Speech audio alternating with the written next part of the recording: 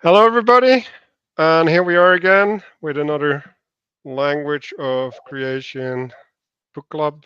We're starting from chapter 28, and yeah, I think uh, last week was pretty successful in having the intention set in sort of a participatory frame. Like how do we uh, embed ourselves within the perspectives that are used throughout the book. Um, so I think we can, with the first example, we can dig into that because I think it's actually a really good example, and we're going to go explore that a bit. But yeah, personally, my experience throughout the week with the book has more been in the reflection on the book club. So like I keep centering it on the book club, but I do feel like yeah, there's some inspiring stuff happening there, and like I can also see how that is expanding. And like I said, I'll get into that a bit more. Um, so when we go through, everybody gets to reflect on their week a little bit, right? And then they set their intention in how they're going to participate in the perspective. And I want to invite everybody to explore a little bit how they would actually do that, right? Like what is the activity or the stance that you're going to use to accomplish your intention, right? So if you want to verbalize that'd be great. So the way that I'm going to verbalize it is to assume the perspective of the rider, which is where we're going to go. And it's like, okay, like what does it mean to ride, right? Like what does it mean to direct, to move, and uh, in that also steer, right? Because that's what a rider does. Like he steers, and in some sense, then that which is driving. We had a really cool analogy earlier this week on Discord. It's that's where the power is, right? Like the power is in the mount.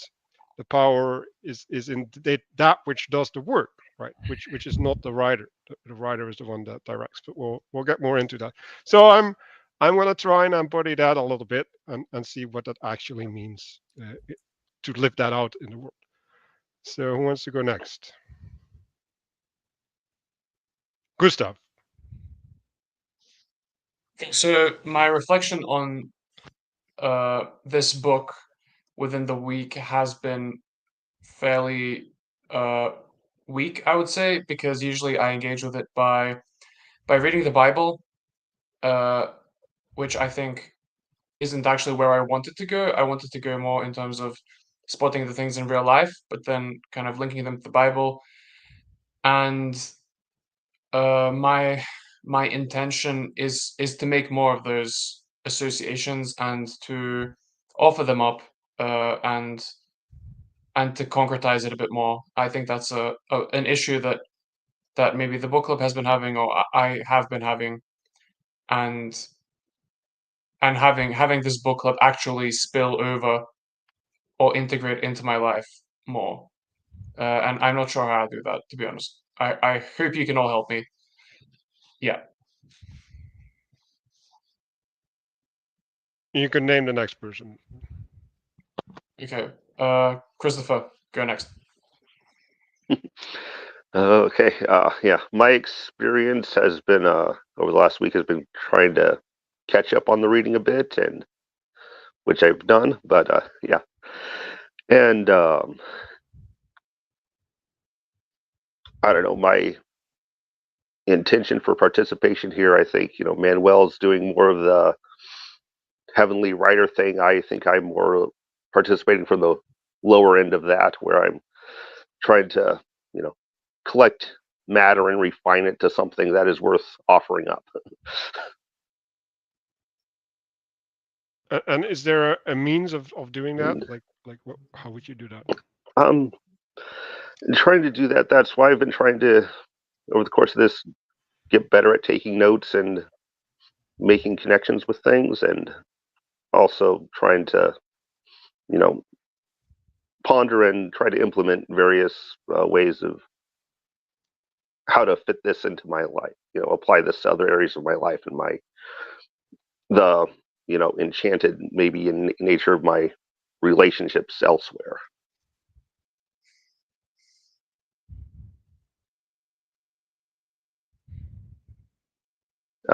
Let's see. Let's do Castle next. Hey, so my intention, unlike last week where I was kind of going from kind of the lower sort of like base of the mountain trying to push up, I'm going to try to take sort of a more middle ground, sort of mediating and trying to do more materializing of some of the principles that are going to be coming up here. I'm going to have some examples and also a drawing that I just did within the last half hour, an improvement on the notes that I had previously. I just finished it literally like not a minute ago. But I'll be kind of trying to, materialize and colorize and kind of provide some additional context and perspectives for some of the things that we're going to be encountering, just sort of expanding on some of the diagrams. And then giving some scriptural examples, and then just keeping my eyes and ears open for anything that strikes me that I can offer. And Mark, if you'd like to go. That was optimistic. I shall go next at your behest, sir. Yeah, I mean, it was a rough week this week because we had a storm roll in, and that pressure just crushed me to death. And in the depths of my depression, nothing from this book occurred to me at all. In fact, I forgot we were reading it, along with every other thing I was doing. So I didn't really find it, anything. Was sort of trapped indoors for the better part of the week, and I only got outside for any length of time today. But the idea of the repeating pattern of that self-similar fractal nature of reality is certainly ever present in my life. Did see a small copy of this sort of occurring around the communities that I'm familiar with, and of course in the wider world itself, because there's a lot of chaos going on, following a lot of self-similar patterns. And then for the upcoming reading, I mean, I think it's very I'll have to use a 2-cent word, apropos, that we sort of switch perspectives, because I think that I don't think RJ is going to be able to join us today, unfortunately, but I hope he's going to be okay there.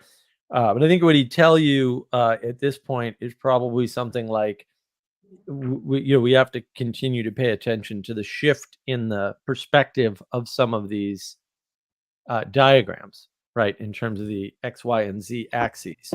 They're not all going to shift, but a couple of them, are definitely going to be able to be seen as, multi-aspectual, if you will, from different perspectives. So I guess it's just you left, Danny. My intention first is to listen. I don't have any reflection from last week, but my intention is to listen. I read pretty far ahead. The angle that I'm listening towards is towards a higher level, broader understanding of the book's fundamental thesis. I find the principles themselves to be rather straightforward and simple. And so I'm looking, kind of taking a breadth first approach towards what all of this is pointing towards.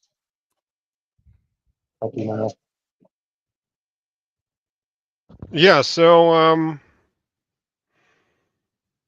like I don't know how many people are tuned in, but I guess I'll remind people to participate from the chat as well, because it's just good to have multiple perspectives rolling throughout the book club.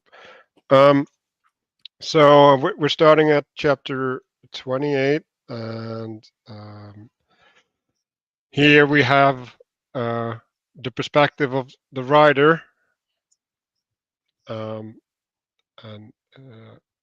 this is a relationary perspective where we have the writer coming down with instructions, and then the mounts responding or corresponding to the instructions, and in that union, right? Because that's what it is, right? Like the knowledge. Well, at this point, it's like the highest place of knowledge is the knowledge of God, because it's basically talking about well, the source of things. So it's not taking the lower perspective, but like I want to engage with the lower perspective a little bit, right? Because like when we're talking about a writer, we have someone who's directing and it's making things move. So it's setting a telos in some sense. It's in for giving purpose to that which is below, which is in some senses it's a frame, it's a constraint, but it's also a means of self-expression.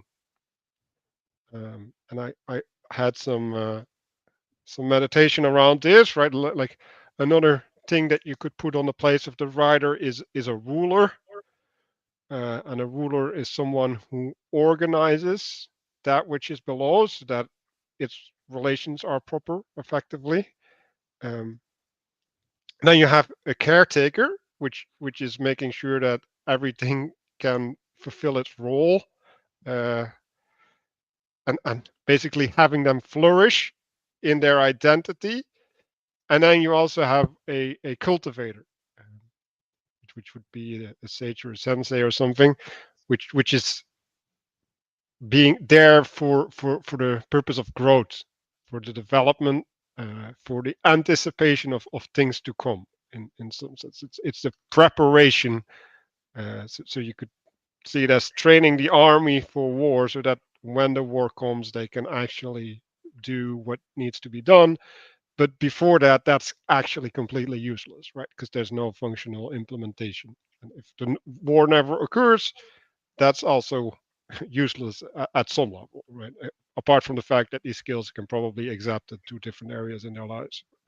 Um, and I was actually listening to a podcast about vaccines, and they were talking about the immune system in the same way, right? And you could say that what a vaccine is, it's like an instructor to the immune system, and it's having a response of the immune system. And the thing that's not being looked at, right, is that that's costly, right? Like that's redirecting the attention of the immune system, and it's using resources that then cannot go to other places, right? So there's an issue, right, with anything that you put on the head, right? Because the structure that you uh, impose upon that which is below constrains what is below, and therefore it is allowed to do certain things, but it is also disallowed to do other things. So that's kind of where I wanted to start off with this framing.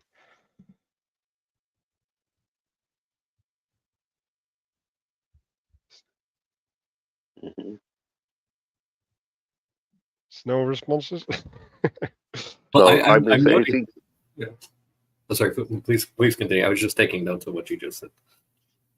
Oh, okay.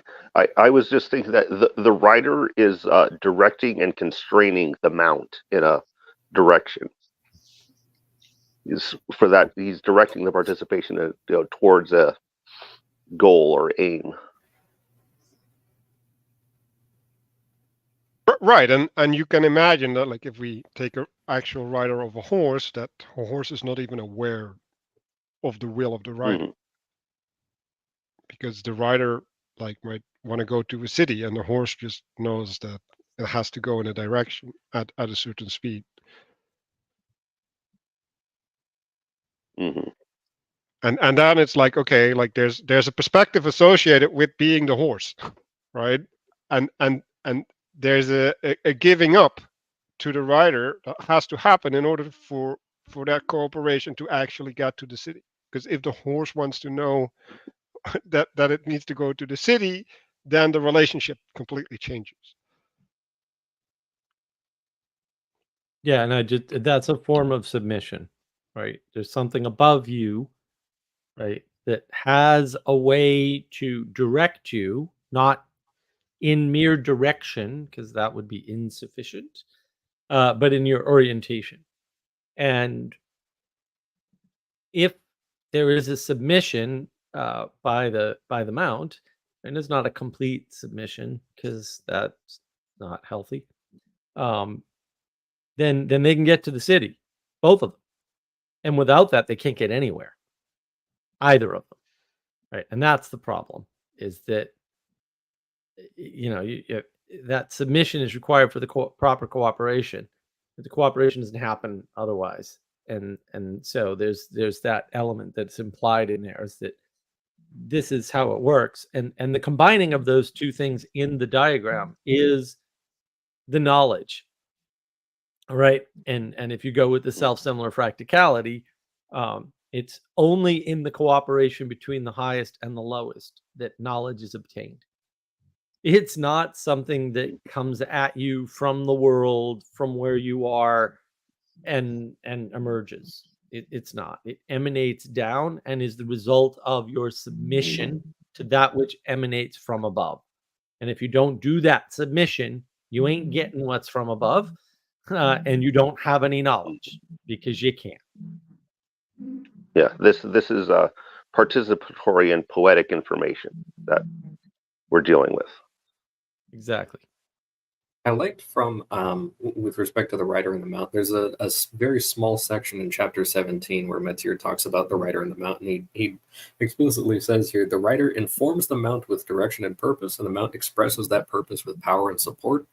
Yep. The mount extends the rider's body by increasing the power of his legs, and the rider extends the mount's spirit by increasing its wisdom.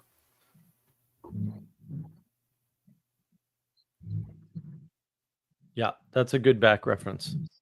Thank you.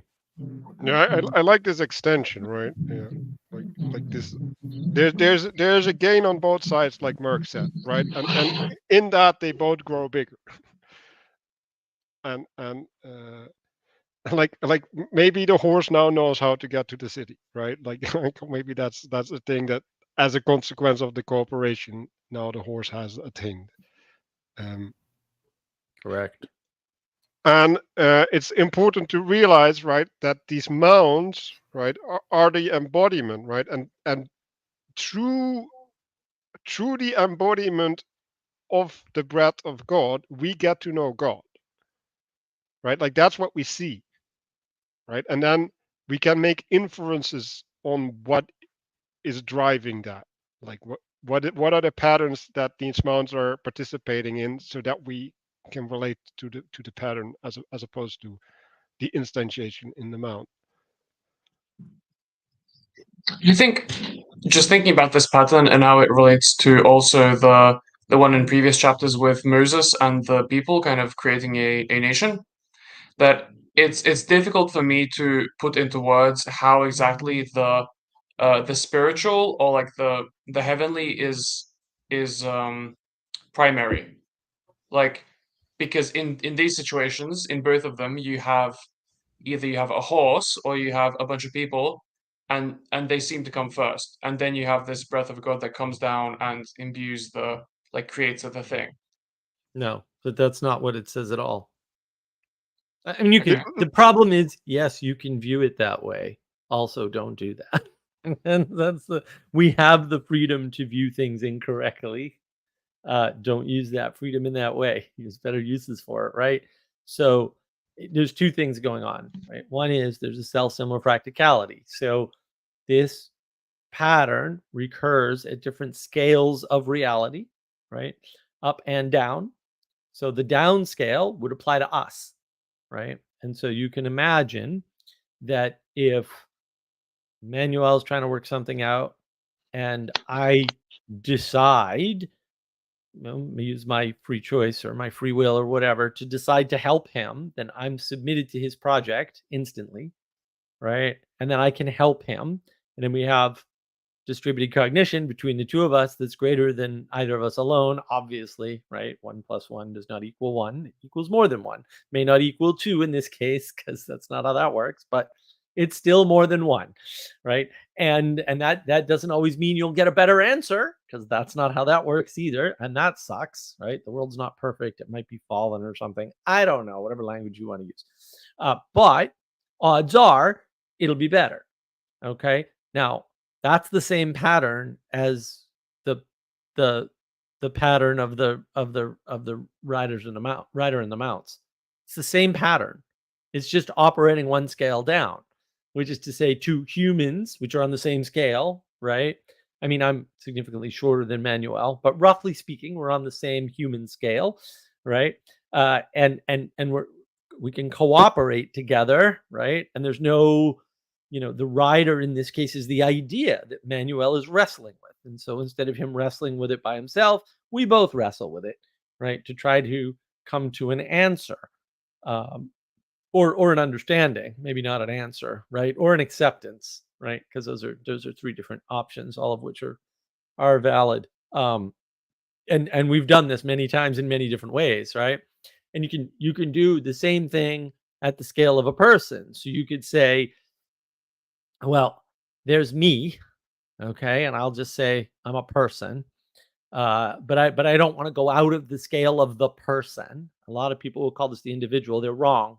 Right? It's wrong. Don't think that way. It'll destroy your life reliably and consistently. Don't do that. Right? You have a person. Well, where's the rider, and where are the mounts? Well, my legs, mounts. My head, rider. All right, and that works. Like, and sometimes maybe my leg hurts for unknown, unspecified reasons, and so one of my mounts is broken. Right? Like, I mean, the scaling works. It works up and down the scale. I can't go up because Matthieu seems to have the top scale covered for some reason. Must be a coincidence. So that's important to realize, is that when you take a stance on something, you are choosing the scale.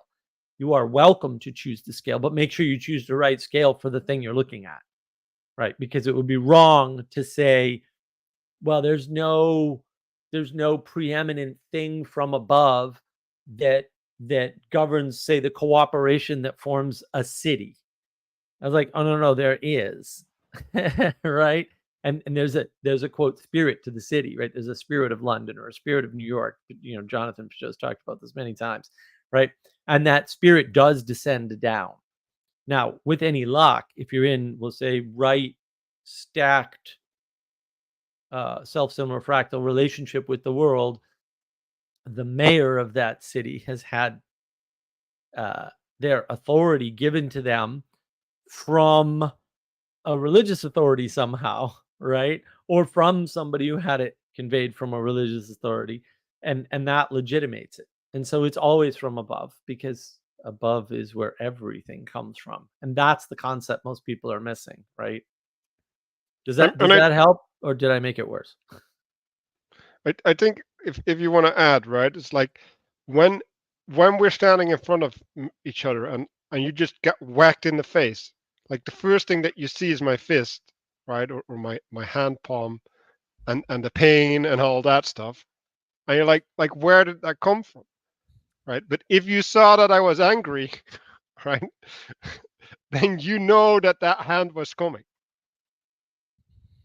right? So depending on your capacity to see what is happening, right, you realize the thing that comes first, or you just see the thing happening, and then you have to reconstruct whatever occurred before. And Right. and that's what I said, right? Like we see God by being smacked in the face, basically.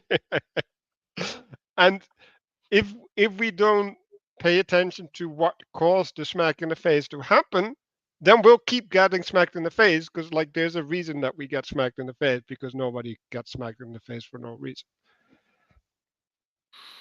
Yeah, and it's a good tell for whether or not your framework is correct, or your worldview is correct, or your perspective is correct, right? Like if it doesn't follow this particular pattern, the question is, why isn't it following that pattern? right? And so you could say, why did this person get elected? It's not following the, what I expected out of an election. That means your perspective's wrong, or your model is wrong, or both, right? It doesn't mean that there's some like alien conspiracy of the lizard people or the Illuminati. Actually, like, no, right? It just means that there's an error in your thinking, usually around perspective, but possibly around model, and maybe both. And so that's what's important. Assume this pattern is correct, because Mitchell is pretty dead on it, especially in this particular part. No question about it. And when it doesn't seem to work out, change your perspective first. And also, right, like the knowledge occurs when they come together, right? Like, so if you're preceding with a knowledge, it's Right. like maybe that's unearned knowledge. I'd like to add a couple of little examples to that. So a lot of, I mean, not a lot, all of these patterns that we're seeing in this book are presupposing the creation narrative in Genesis 1. And so that entire thing is coming, like, if you're coming from a materialist worldview, it's going to start out with just, okay, the material was confounding and dark and everything, and then stuff emerged out of that and everything. But I like the and it's also difficult because, like you said, you can't presuppose the knowledge beforehand, because you're seeing that after the fact, after the union of these two things.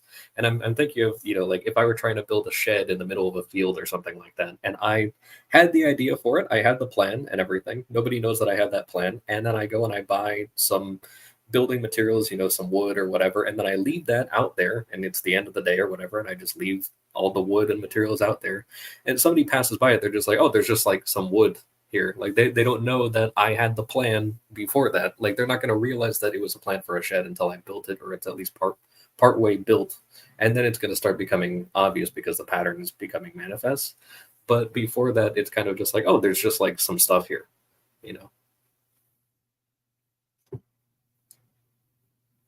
And the shed is also, in some sense, a mount, right? It's an extension of your capacity to hold things. Mhm. So it's important to realize the directions that can take, right? Like, it's not always obvious. Oh, Manuel, I did put a screenshot just a couple minutes ago of the thing that I drew. I can also pull up the whiteboard here, but it's I'll put it up. So I'll start with going a little bit further. So if we start reading at the bottom of the page, the second sentence is like, make one cherub at one end and one at the other end of one piece with the ark cover, right? So it's interesting, right? There's a unity that is with the cover of the ark, right? But also the things that extend from it, right, which unifies the left and the right as well.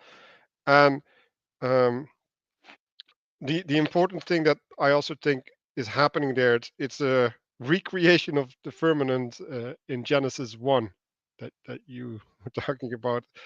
And the firmament is the thing that creates the space between heaven and earth. Well, it's not. Yeah, well, then it's called heaven itself, which is really weird. But it's creating a space, and in that space, that's the space where life happens. Like, that's the space where things are known. Because, like, in some sense, in heaven things are too high, and under the earth or in the water things are too low. And in both directions, there's an unknowing in some sense, right? And then life occurs between these boundaries. And then I don't know who was saying it, right? There was someone who's always saying that we can look up like 10 to the 40th in scale, and we can look down 10 to the 40th in scale, and beyond that, like, that's just our event horizon. Like, we can't have discernment beyond those points. So we're literally bound between the ends of our perspectives in both directions. I like also with this imagery of the cherubim that they're specifically facing each other. And this just kind of, I mean, this idea of you have like the two pillars or their two counterparts or what have you, and that between them, that's where, the third thing always sort of proceeds out of that. And I was thinking about this with respect to kind of like Adam and Eve, where a lot of people get into this thing of like the helper against is kind of like the translation that they usually use for Eve. But I really like counterpart because it's like the allotments that face each other, something like that, and that's kind of what I'm getting an image of here. Is I'm seeing the two cherubim that are part of the same piece that are facing each other, and then it's through between the two of them that's where people are spoken through.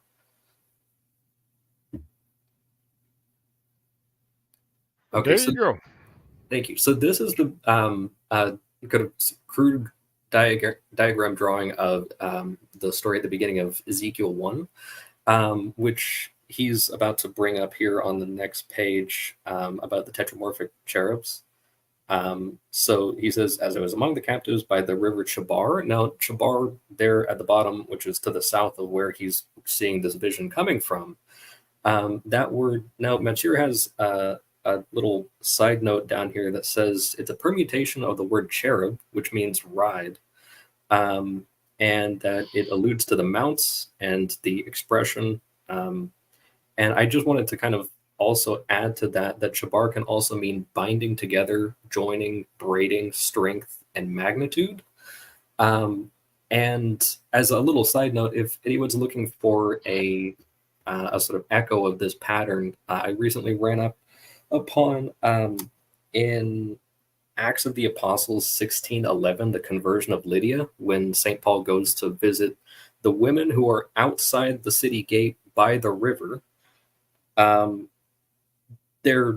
It's these kind of scattered women that have gathered outside the gate of the city, and it's much less bombastic than Ezekiel's vision, but it's kind of like the word of God is coming down to these people, specifically the woman whose name is linked to the word laud, which means contest, conception, and nativity. And I think there is some connection to the name of the river as well, but I don't remember exactly that one. But it's all like very similar to the kind of imagery that's brought up with the word Chabar.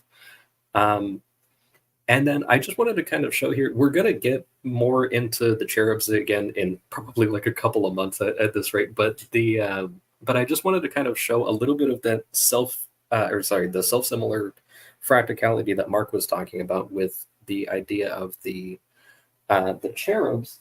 Now, I added a little additional thing here, if you don't mind, but I should be able to just show it right there. It's just the same diagram from the previous page, but just that it's the front view, and I colorized it a little bit to kind of make the association with the rest of the drawing, but it is the same diagram. It's just the beginning of chapter 28.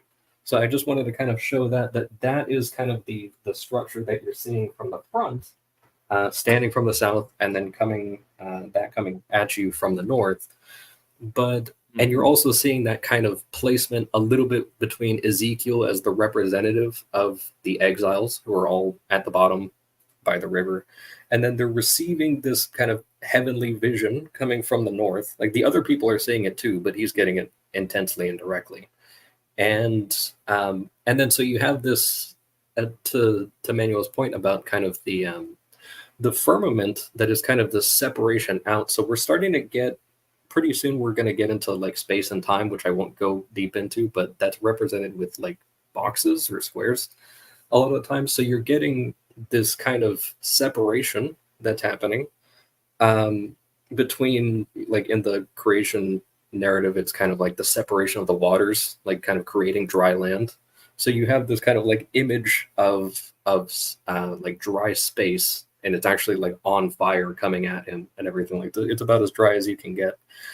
And then you have the four images, which are also similar to the cardinal directions of the different faces of these cherubs. So I just wanted to kind of represent that there with kind of the image coming down from the north to the south onto Ezekiel, and then also that the same pattern is being represented with the cherubs, and all of their wings are touching each other, so they're also creating like a box.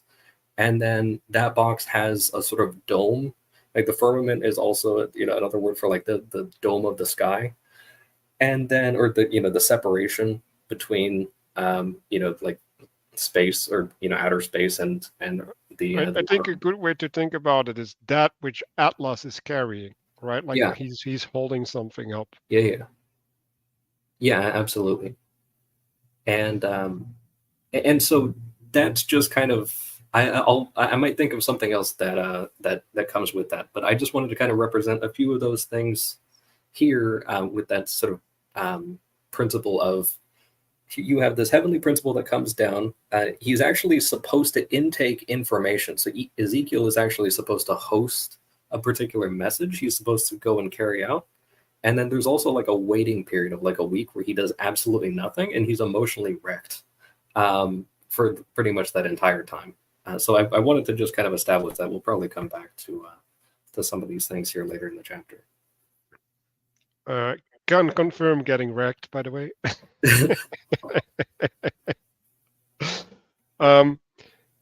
Yeah, so I had a couple things to say. They're blocking access to the forbidden knowledge, the gatekeepers. I think that's important, right? Especially if you take the perspective of the exiles, right? Like something I invite people to do. There's the perspective of Ezekiel. He's in communication. See that word? Like it's trying to get into communication. Anyway, that's probably a false word analogy, but it works. So it's truer than true. Anyway, and these exiles, right? Like they don't see it, right? They're there, but they have to be mediated by Ezekiel, right? And in that sense, they're two steps removed. And I've made that note multiple times in this book, right? Like sometimes there's people that are two steps removed, and like when you're two steps removed, that means a bunch of things, right? Like that means that you're completely reliant on the mediator because you don't have access.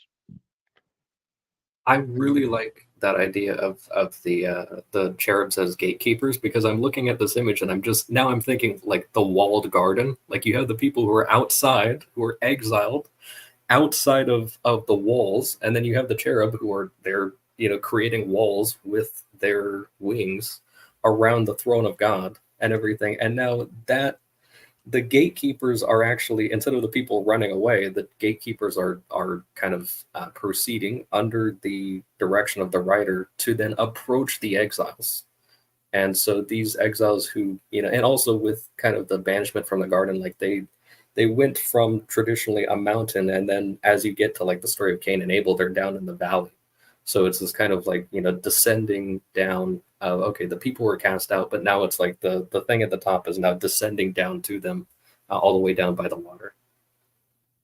Yeah, and in some, I don't know if this is in the theology, but there's also layers of angels, right? So like they have different functionalities, right? So like there's like three angels that are in direct relationship with God. Like one of them is a throne, right? And then you have these, and then you have the angels that are actively worshiping it, right? So like one of them, like so I think if we use this framework, like the throne would be that which carries God, right? And the worshiping is the lifting up, right? Like it's the bringing back to God, and then these cherubs, they're like mediators of movements, right? Like and they're also represented as carriers of the chariot, right? So that like they're mounts in that sense as well, I think.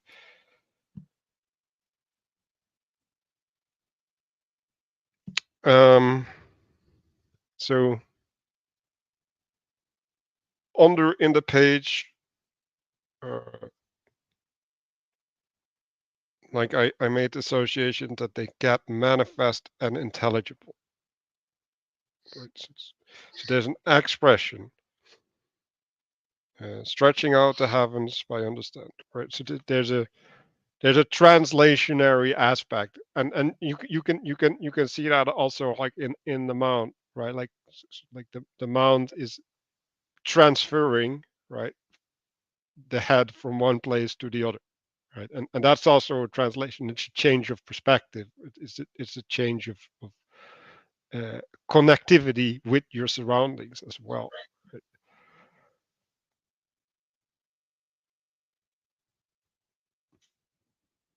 Right? Is it a change or is it a concretization?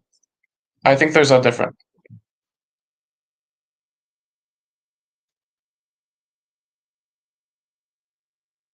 Is that different?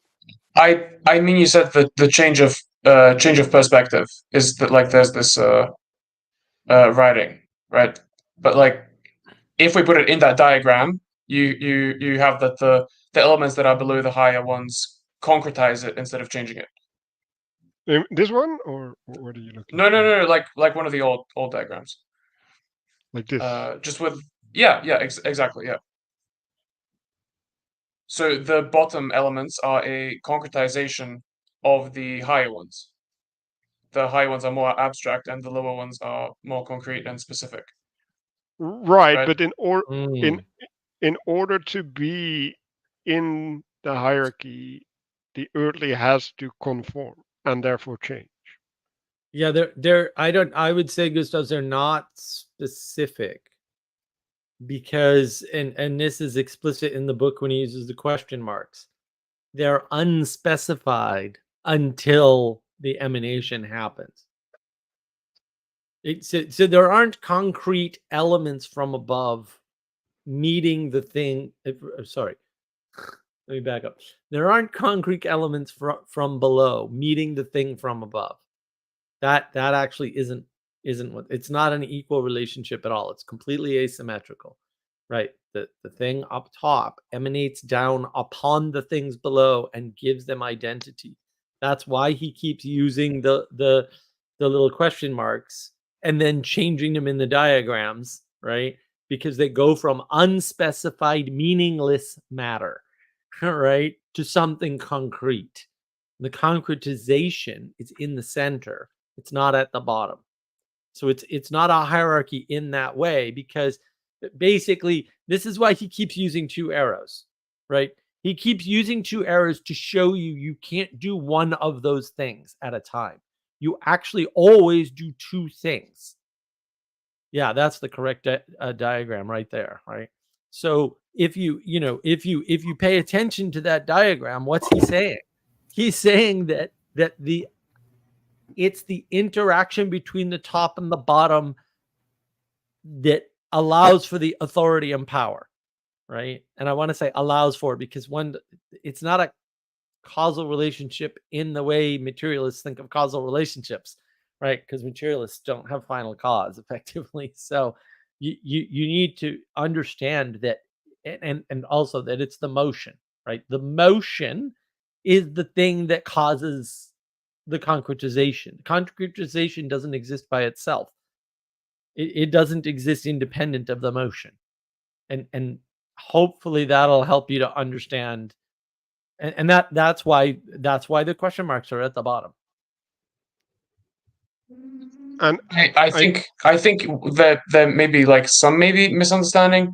What I think is that like the authority or the identity, the thing that is being carried by the lower element, by the carrier, by the chariot, it carries it somewhere, and that extends the range, right, of the identity.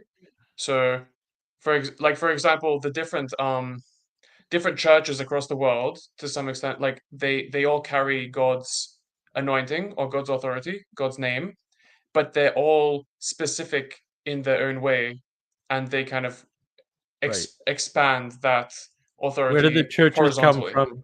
Where did the churches come from? Where did the chariot come from? Right. What do you mean? So if you start at the right point in time, this is navigating patterns, middle out thinking. I have a video on this. If you start at the right point in time, that's not true. If you start at the wrong point in time, if you start in the middle, you're not going to understand the diagrams. You're not going to understand the point. And fair enough. This is not easy. I'm not saying like, oh yeah, you should get this. It's no problem. No. This is not, we're not used to thinking this way. I mean, Matthieu says this up front. I want to basically re-inject a more medieval attitude, right? And get rid of the scientism.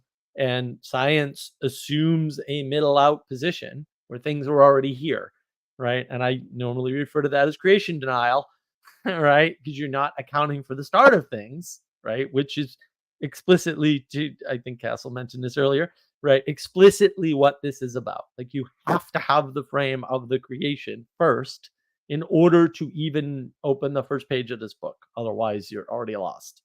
And that's the problem, is that yes, in the middle, after things have been disambiguated at the bottom, which already happens through this process, next scale, right? Because it's a scale in time and a scale in a scale in verticality. We'll say a vertical scale as well. It's two changes in scale.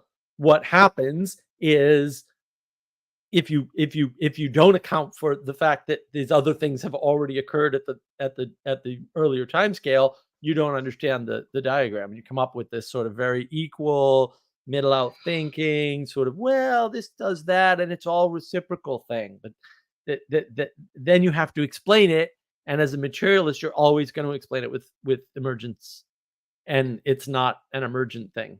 Everything in this book is about emanation. That's why the small parts are at the top. And I think this remark is important, right? Because like wheels and wheels is basically a practicality of an expression of itself in different layers. But chariot with wheels, like now we're having a qualitative difference, right? Like the chariot gives the wheels its purpose, right? Because if the wheel's not participating in the chariot, and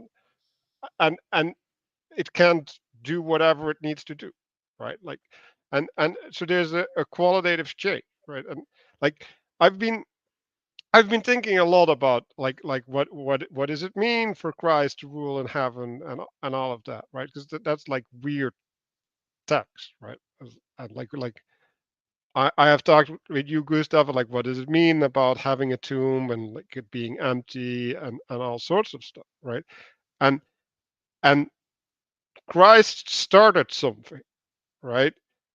And he started in many ways, right? Like, so he came with a teaching, right? And then he wanted to start the empire of the kingdom of God, the empire of God, I like the kingdom of God. And well, now it's an empire with all the schisms, I guess, which is maybe a really good way to think about it. But why is he fulfilling that role the whole time? Because that's the point of reference, right? Like that's the start. Like if you don't have the point of reference, then the church doesn't make any sense, right? And then you can just start like doing all these middle out fractal recreations of the church, which miss the connection at the top. Right. That may, and if you look around, you might see that pattern right now. And what another way to say that too is to say that if you lose the telos or the final cause of the church, right, then the church becomes meaningless matter again. Right. The only way it didn't start that way is because there was a fractal pattern that preceded this, a self-similar fractal pattern that preceded this, and created the individuation, if you will, right? Or the materialization is a term that I think Manuel and I prefer nowadays, avoiding the word creation, because we try to only use that in one spot, right? Sort of more along the lines of mature here, right? And if you think of it as a manifestation, then it's like, oh, there's a manifestation, and then a fractal pattern emerges, right? Now, and again, if you lose that final cause, the fractal pattern doesn't go away. It just re-manifests somewhere else. And so if in theoretical, hypothetical land, if you lost the telos of the church, that might manifest in a number of ways. I don't want to list them. Other things that follow that pattern might happen. And they might not even have buildings, by the way, but they would still follow all the patterns that happen in the buildings. Just, what's a good word for this? Unconstrained. And that lack of constraint might lead to chaos, or just well patterned, which might look deliberate, but are actually not deliberate. Results that are maybe in a particular direction all the time, or may appear negative or whatever, or it might spread out, and you'd have a bunch of bad effects from that. This is all hypothetical, of course. If you go outside, you won't see or any you of it. do it intentionally, and you create a religion that's not a religion, and I wasn't then gonna it still go there, falls but apart, even though you do the right patterns. do you know how long I spent not going there on my live stream tonight, Manuel? But fair enough. That also is true. I'm thinking even outside of the religious context, I'm thinking of like feudal Japan. You have like samurais and stuff, and they're much like they have like a feudal lord that they're serving, and that is how they become this illustrious samurai and everything with the good gear and everything like that. Versus the Ronin, who is basically a mercenary or a bandit because he's not serving anybody or anything. Also, excellent movie that does illustrate the very point you outlined. So everybody should watch Ronin. It's a fantastic film.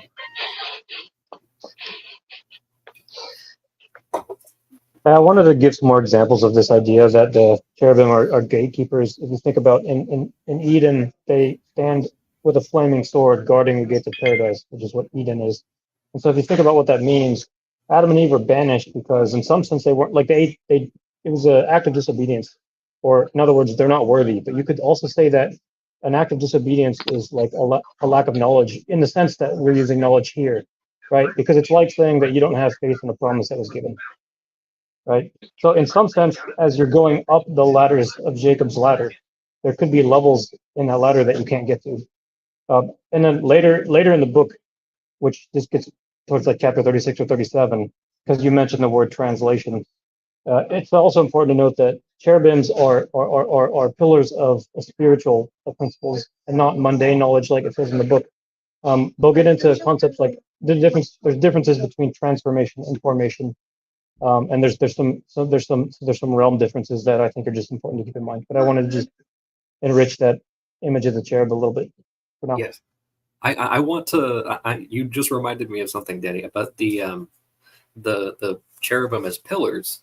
We will be getting, like I said, in a few chapters here into time and space, and the pillar thing is going to become really obvious. And I might bring up the kind of square cherubim thing again when we start seeing those.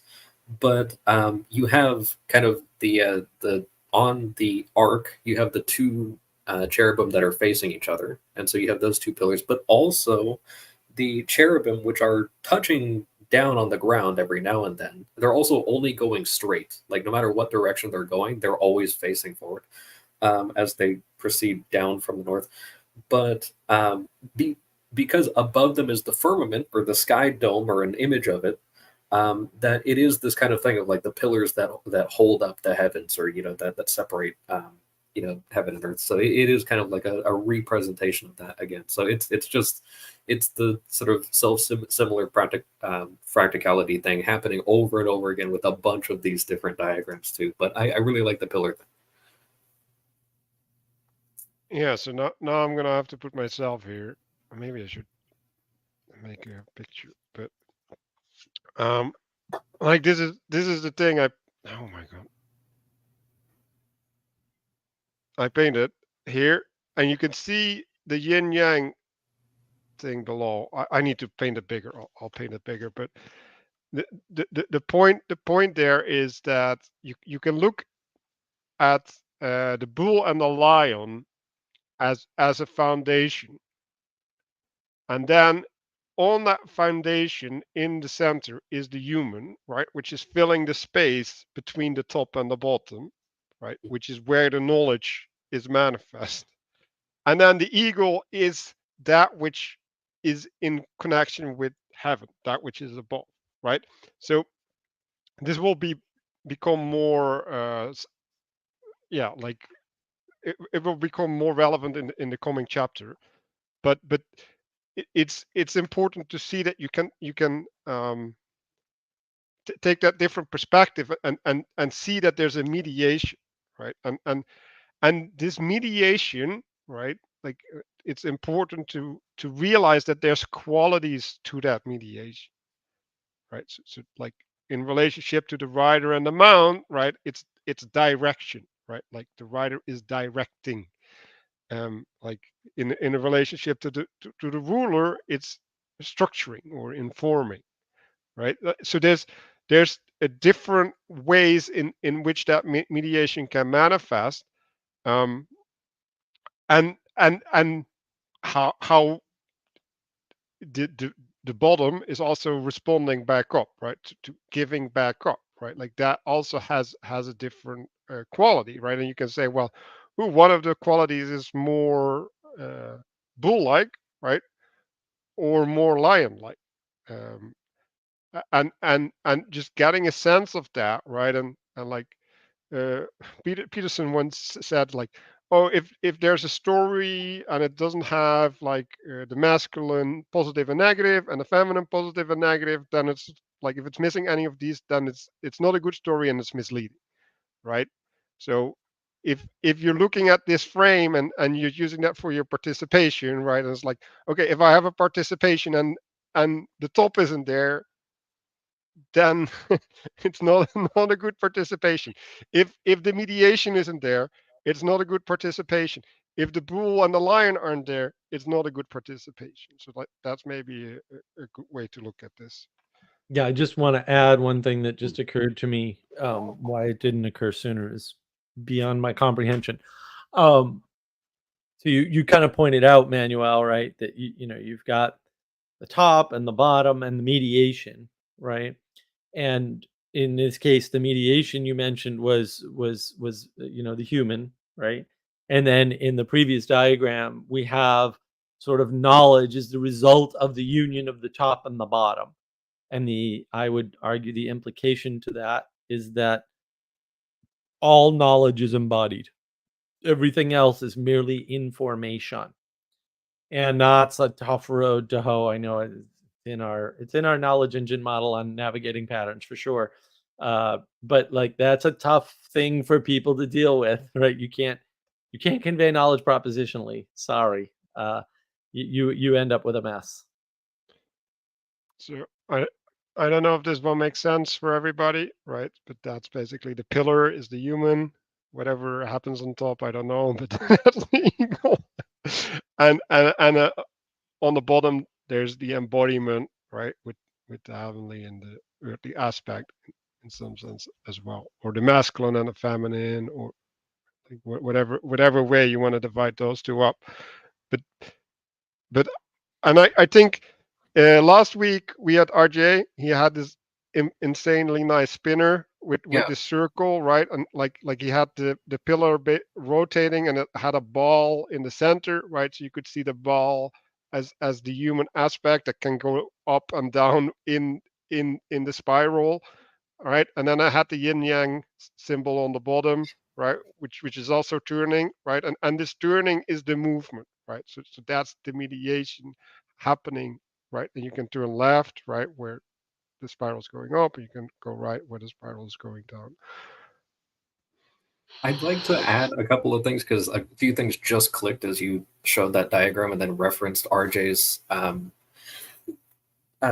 presentation from last week. That my Westoid brain couldn't really wrap around a lot of the kind of like Eastern yin yang stuff and everything. And like I understood the kind of basic thing, but I'm making an association here with the note that's all the way at the bottom of that page that we're looking at here that says the word for altar or hearth is actually Ariel, Lion of God. Moreover, the altar and the tent are often associated with the sun and the moon in Judaic tradition, as are the lion and the ox in many traditions. So I'm kind of seeing it as like the dots, the black dot and the white dot in the yin yang, and then especially being shown with that with the spinny thing. that we're also seeing kind of the cyclicality of the sun and the moon kind of rotating, but also a lion pursuing the bull, in a circle. But yeah, I'm just kind of, a lot of that stuff clicked as you showed that. So thank you for that. No, that's good. I want to just quickly highlight this, Mitchell Clark. From my experience, I only know what I've done. Yeah, that's well said. So it's not just me, folks. It's other people know this too.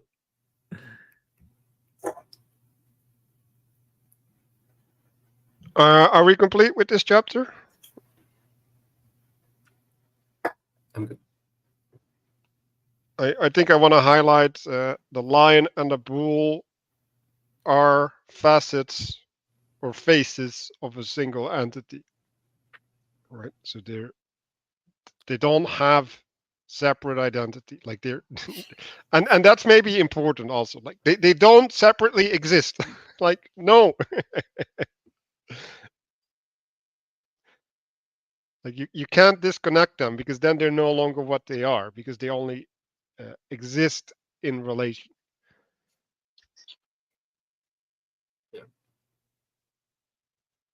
And like that's true for many other things, right? Like if you remove a relation, you change the thing that was relating to that. Like it's just like, and you like that's where science goes wrong, right?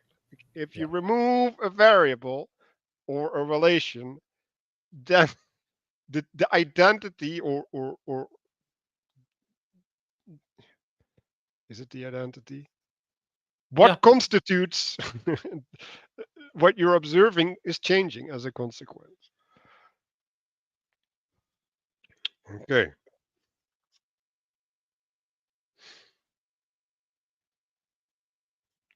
So here, I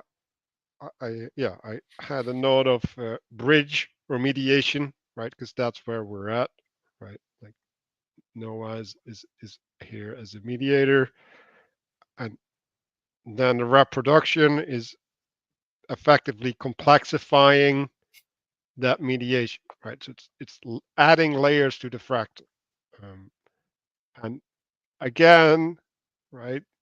Like why is this in a sequence, right? Like Noah is granting meaning to that which is reproduced out of him, and like without Noah, that which is inherited from Noah would be different, right? So like if you flatten it, you're missing the identity of the whole.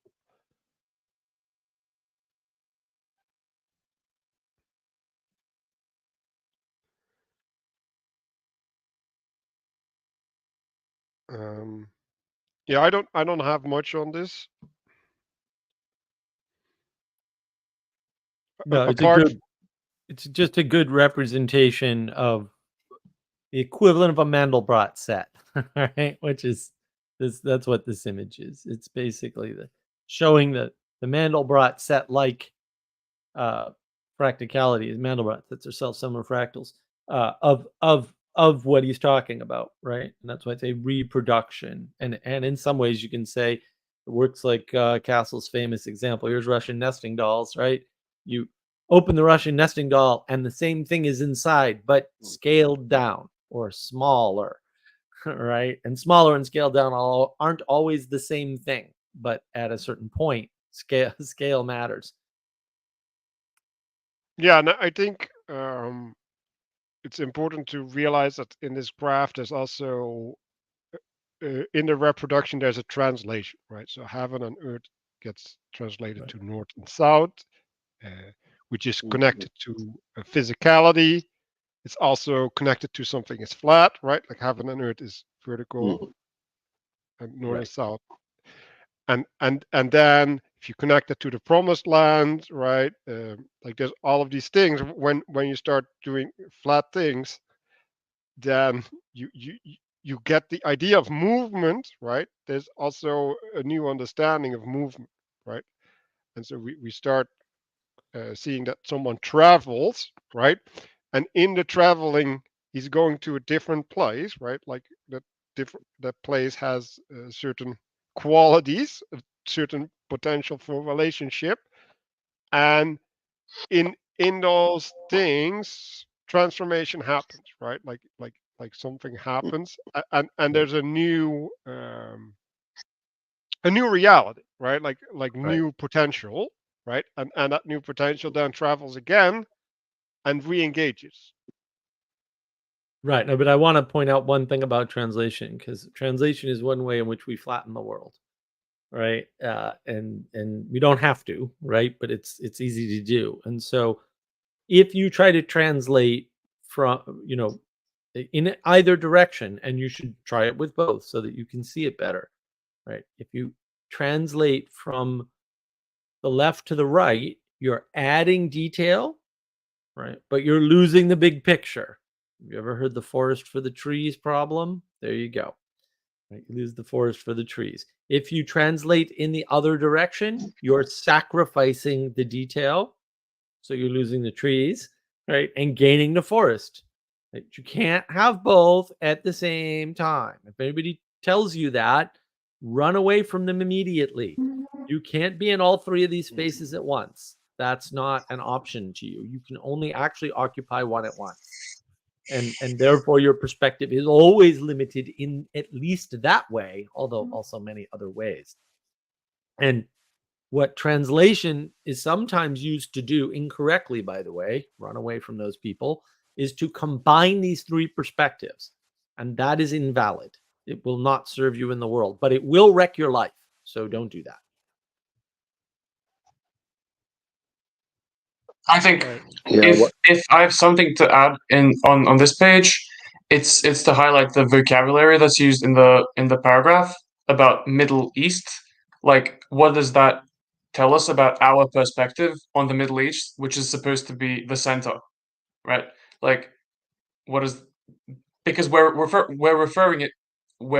referring to it as in the East instead of us as being in the West, or wherever we are. I mean, we are in the West, but and we do talk about ourselves as Western people, but we're still talking about Jerusalem, which is the center, as kind of, well, we do say it's middle, but then also Eurasia. I think the word Eurasia is I see it as a hybrid, which we'll kind of get to, I think, in the future. But like I don't really see it as, I kind of see it as an imposed category that doesn't really work in some way. Like, we definitely see Eurasia as just this lumped together thing of Asia and Europe. And I think that has something to do with Japheth as well, of like something to do with that. Yeah. Anyway, that's it.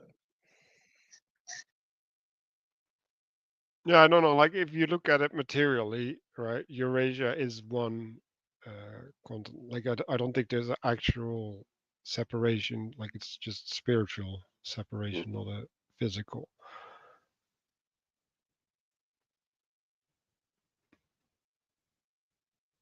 Yeah, I think it's important to highlight this. Like, yeah, Noah is a remnant of the flood.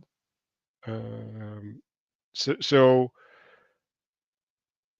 his well, to be fair, his children are also all already born, right? But I think it's important to have the flood perspective in mind, right? So like there's an old world and an old world order, uh, and the new generations are establishing a new world order, right? Because like God was like, no, like the way things worked wasn't okay. Um, so that's one thing. Um,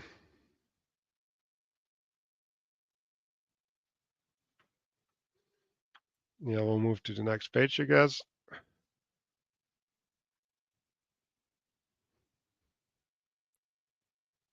I like this movement of kind of, I mean, we've seen it over and over again in diagrams, but the kind of moving up to the simplicity and then coming down to the multiplicity. This sort of thing, he has kind of the excerpt from Isaiah talking about, you said I will ascend above the heights of the clouds and I'll be like the Most High. You were brought down to Sheol, to the othermost parts of the pit. And then at the bottom in this little note, way at the bottom, it says this pattern is particularly clear in the story of Jacob, where he travels to his uncle Laban to get seeds from the north, which is characterized. And now we're starting to get a little more into like the above is white and then the lower thing is red, or usually that association is kind of like the white peaks of mountaintops and then kind of like red dirt from valleys. We're going to start seeing a little bit more of that as we go along in the book. But then that he later travels into Egypt in order to multiply greatly. So it's this kind of, Egypt was a southern area. It was considered more earthly, even subterranean to the Israelites. And then it's this kind of thing like, okay, you know, when you go down to the base of reality, that's also where you get the most body, because there's the most matter down there.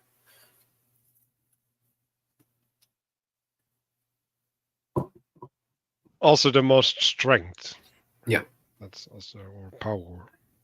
Like you're going down to the feet, you know.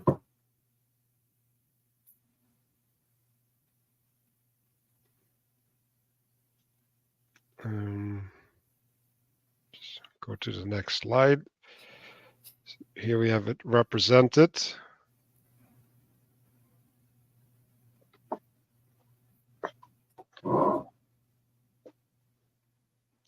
So yeah, like here we're starting with the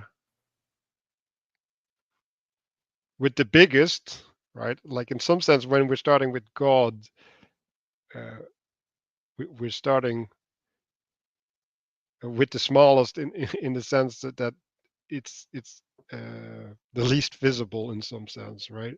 While you could argue that a whole continent is also not really visible.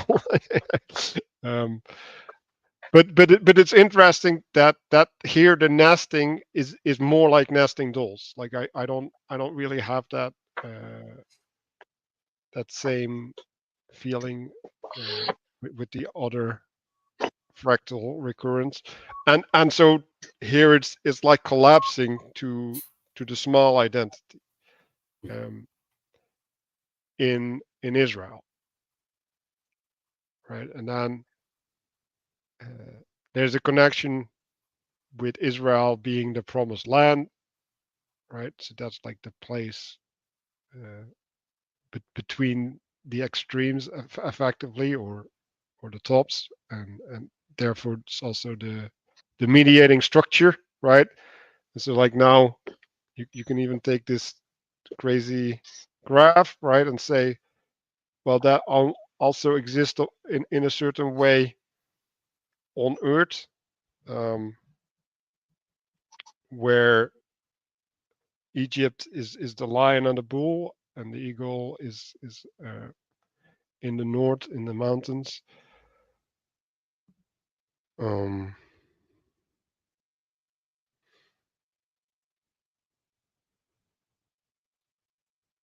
We're also getting just more of the same sort of representations, but now also with people of this kind of, and I think we had touched on it in previous sessions, but just kind of this relationship between the priestly and the kingly as the heavenly and earthly, and this that we'll wind up seeing a lot more of that once we start seeing the different guys between you know, the very sort of central Shem, and then like the heavenly Japheth, and then the earthly Ham, and then Esau and Jacob for sure are really interesting example of this. And also in the next chapter we'll get into a little bit of how sometimes in the same way of this kind of extension between the rider and the mount, where the you know, the spirit is extended for the mount, and then also the body is extended for the rider, that sometimes you can see more or less materialization in a particular instance. And I think we'll see that when, you know, with respect to like birthrights, especially with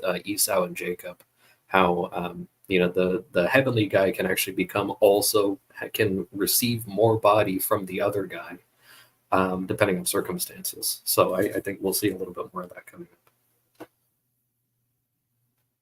Yeah, and it's important to see these fractal layers, right? So like the lion and the hunter, and like the bull, and like domestication of animals, right? Is like, these are, at least in my mind, not shepherd, right? Like in some sense, like these connections aren't obvious to me. So it's important to realize that there's a fractality between species or something, right? Or I don't know what a good word would be there, but between bodies, right? Like there's a different embodiment that uh, uh, allows a persistence of fractality, right? And so maybe to go back to the mount, right? Like the mount can be your legs, but it can also be a horse, and it can also be a lever in some sense, right? It's like and getting awareness of that's the same pattern, right? That's the relationality, the quality of your relationality, or the discernment that you should be having should be similar, right? Like that that realization is, I think, important, right? And if we go back to like what does it mean about our lives, right? It's like, okay, if I realize that I'm dealing with amount, right, which would be then an extension of my agency or something, right? Like the ability to have force or whatever, right? Or have movement on earth, and that in that responsibility, right, in being the writer, like there's certain things that are expected of me, right, because that's my role. Then you can identify the relevant things, right, and now you have your relevance realization. Right. Right. I just want to highlight something real quick. So Mitchell says, would Noah be seen as the throne and his descendants as the cherub? So look, for the purpose of mapping the three-pointed diagram, yes. For all other purposes, no, because it's a confusion of scale. Right. And so there's no way in which Noah resembles a throne, because the throne is an empty space, at least in theory, that provides provides that empty space through a constraint, right, by being a chair, right, that outlasts a single individual and or a single person. Sorry, bad word. A single person, right, and is designed to do that so that different people can convey authority and have authority conveyed through them from above via the symbol of the throne. Noah doesn't have any of those, we'll call them properties for lack of a more precise term. So as long as you're sticking with the, with the three-pointed symbol, yes. If you're going to swap out the objects or the manifestations, then no.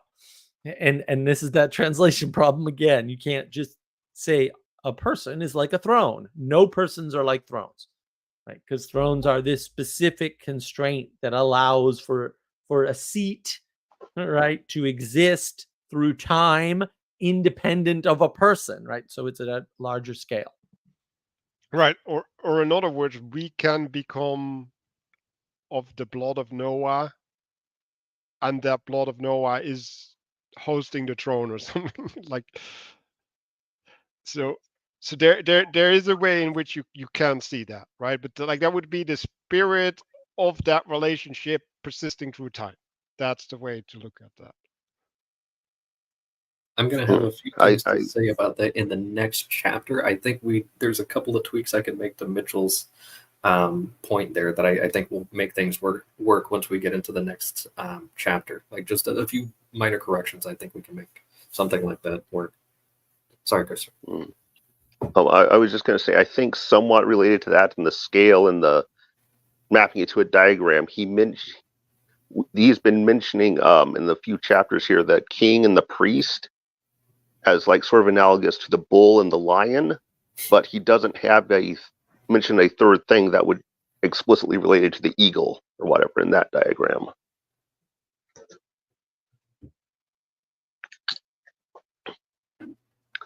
I don't know if Shem means Shem means name or identity. Just putting that out there.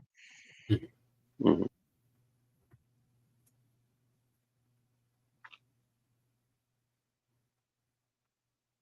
I think the problem with the eagle thing is that whatever's occupying that quality is usually going to be so high up it's difficult to see. Like it's going to be really low resolution when trying to look up at it and identify it. Like it's that tough makes to sense. name That's up. probably Well, yeah. and the pointing of the diagram, the way the diagram points, tells you what the eagle is. Yeah.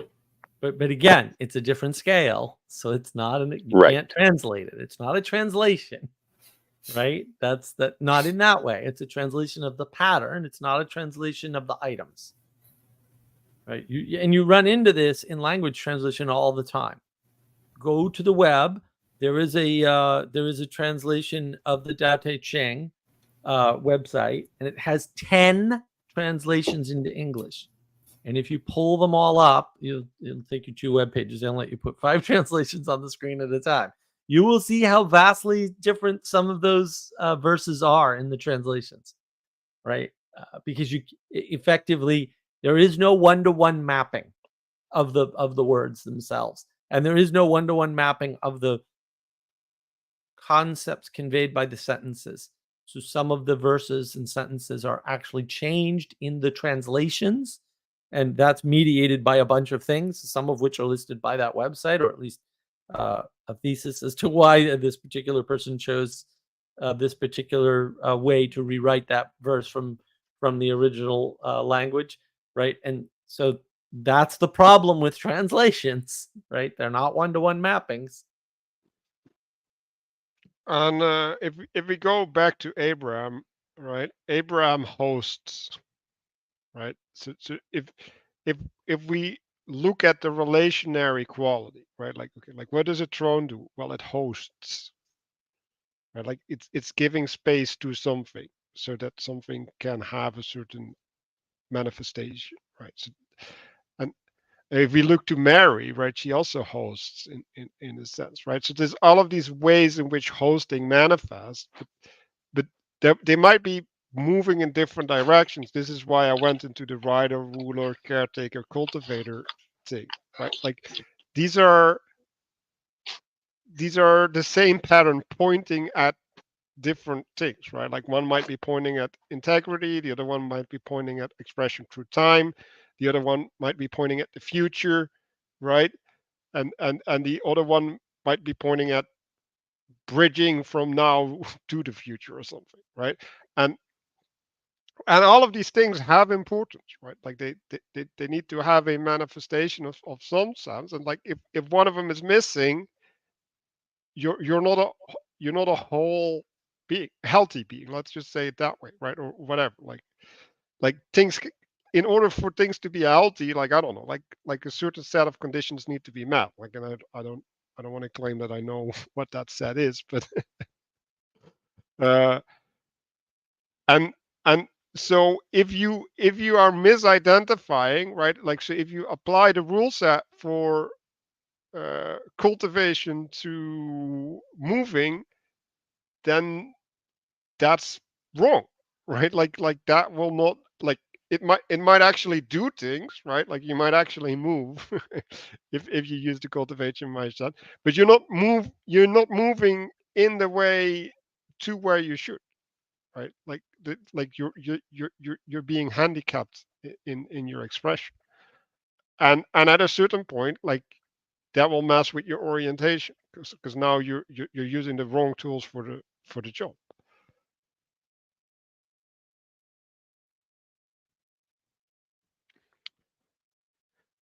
One thing I just wanted to kind of mention here, as we're on the page, we're talking about the concept of descendants. I was thinking about the language that we use, like when people say that you're a product of your culture, it's much more impoverished than the language of like considering yourself to be a microcosm of your culture. I mean, as we've already seen, the microcosm carries with it, or self-similar fractal carries with it, mediation, which has different qualities. We've already seen how the structure of the self-similar fractal has directionality and scale to it, and it carries with it connotations of cultivation, identity, and movement, like you've mentioned. And as we move further into the book, there's more layers that get woven into the language. So by the time you get to the question of how do you do your relevance realization? It's almost like the question's already answered, right? When you see that when you see the connection to your lineage, right? It's so a lot. Anyway, I just wanted to kind of bring up like that's a certain tell that when I hear the phrase product of your culture, right? It's sort of a tell of a degree of ignorance in some cases. I just wanted to bring it up. Well, it's pointing at being a subject, right, and not at participation. And yeah, like then you end up in a victimized position, right? Because like now you didn't get to decide your position in where you're at, or co-manifest. So next chapter, unless we still wanted to do things, but I think this is kind of the same chapter at some level.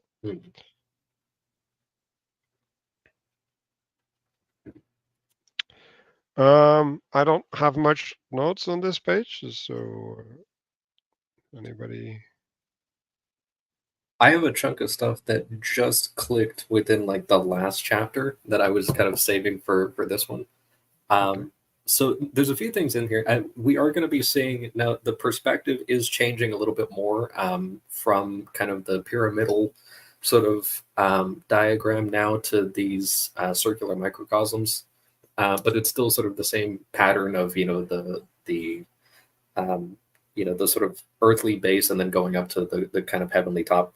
And I wanted to point out just a couple of things here, specifically with the idea of, or the association between the situation with Noah and his sons, as well as the birthright of Esau and Jacob. So let me see, I got a lot of stuff that I'm trying to like tie here together, but we've had just very recently the pattern established here that it's asymmetrical, that the relationship between heaven and earth is asymmetrical, and that the priestly is generally making a much higher offering, but also the multitude of offerings are going to be made from people from below. So the priestly class is getting the most material, the most tangible stuff is actually coming from below. And so you're kind of getting this thing, especially with the association with like the lion with the heavenly or the solar, and then the bull with the earthly and the lunar. This sort of thing of that the lion is increasing its body from the body of the bull. So it's this sort of materialization of or like raising matter that is sort of happening in that same direction that we've had some of these diagrams with. And we can see the same sort of thing with like the more heavenly Israel in the Exodus, requesting specifically the women of Israel requesting the treasures of Egypt and then being given it willingly as they're headed out. You can kind of see that materialization, but also with Esau and Jacob as it kind of starts here, that there's a sort of trickery that happens where Jacob's mother sets up a situation where Jacob is going to get he's going to essentially get a higher blessing than his brother, and then also we have kind of the situation where he winds up getting the consent more or less of his brother over just like a bowl of soup in order to get his birthright over the name of the family. And then so in many ways Jacob is the heavenly one, and he's receiving the body from his brother Esau, sort of illicitly or not, that's sort of taking place there. And then we can look at the situation with Noah, where the nakedness of Noah is uncovered in his tent. I might venture to make an association with the tent as sort of like a walled garden type situation. His bed maybe as a throne, or also the his status is now that the entire earth has been wiped out by a flood. He's now the highest status male on earth at this point, and he he runs a vineyard, like he's doing pretty good. And his son Ham uncovers his nakedness. Now, I know a lot of people like to do the thing where they accuse him of, either the crimes of Oedipus Rex or the city of Francisco or whatever you're going to do. But I would like to point out that there is another thing that winds up happening, and you do see those behaviors a lot in the land of Canaan, which is the son that gets cursed as a result of the situation that happens with Noah's nakedness getting uncovered. But you also see a lot of spying and blackmailing and specifically usurpation. And I would say that the word usurpation has connections to all of those different behaviors. The sort of to use and to seize. It's the sort of taking of, okay, you have, dad is the highest status guy in the entire world, and I'm going to blackmail him by pointing out, the same way with politicians, you take a picture of them naked or something like that, and then say, oh, I'm going to send this to the media or something like that. Then I would just propose that it could very well have been that he, also because he went out bragging about it. I mean, you'd probably get killed on the spot if, any of those other crimes were bragged about to, the brothers of the same people who that was their dad. But that as a result, Noah immediately goes and doesn't curse Ham for doing it, but he curses his youngest son, Canaan. And the actual passage from here is kind of short, but it says, "Cursed be Canaan, the servant of servants he shall be unto his brethren." And he said, "Blessed be the Lord God of Shem," the central guy. So we have this kind of moving from Ham is the earthly of the three, and his lowest son is now his birthright, and also his servitude is now going to the middle guy. And it says, "Blessed be the Lord God of Shem, and Canaan shall be his servant. And then God shall enlarge Japheth, who is the heavenly guy." So we're kind of like materializing upwards to the heavenly dude. "And he shall dwell in the tents of Shem," who is to, I think, to Mitchell's point, kind of the name bearer, or maybe he is on the throne of that family. And Canaan will be his servant. So there is this kind of thing of, okay, the body has now been taken away from Shem. And if I could tie this to Manuel's great point at the beginning of this whole video, that imposing on what's above constrains what's below. So he reached for the top thing, the highest status of the entire earth, basically. And then he wound up actually losing his part of his body. His son is now a servant to the other guys and no longer even part of his own body. In a sense. And also, so like, why did he fail in, like, no, so maybe not why did he fail, but you have that similar pattern of the twin angels. You have the brothers coming in and covering him up and like doing that boundary thing that the cherubs kind of do. Yeah, that's a good point. That they have the sheet, but yeah, it's a lot like the cherubs with their wings, kind of, they're covering themselves, and then they're also covering the perimeter of the throne. Yeah, so I just realized a bunch of things, because like, what is a tent? Well, a tent is a space. You create a space, right? So this is the same as the, what's it called? The thing in the heavens, the firmament, right? And so within that firmament, Noah's the mediator, right? And like, in the role of mediation, there's like, well, like you're naked, right? Like it's a sacred thing, right? And so like, what does it mean to enter the firmament that is of someone else, right? Who's above you, right? Like, so the entering in the space of mediation is sacrilege, right? And in the sacrilege, there's a a, a transgression, and like, I think that's what the nakedness is talking about, right? Like, it's the direct mediation between God, right? Like it's like walking in the garden with God. And and so, like, yeah, I think it's important to realize that that is, I think, the transgression. And in some sense, like, I don't want to say that it's replacing, but it is interfering and upsetting the order.